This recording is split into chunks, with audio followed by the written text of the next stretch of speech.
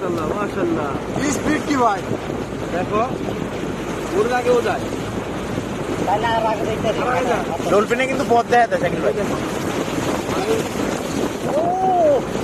একটু পরে ক্লিন পানি পাবেন ইনশাআল্লাহ। ভাই ডলফিন দেখতাম ভাই এই সাইজের মাছই দেখছি না জীবনে ফার্স্ট টাইম ভাই এই সাইজের মাছ না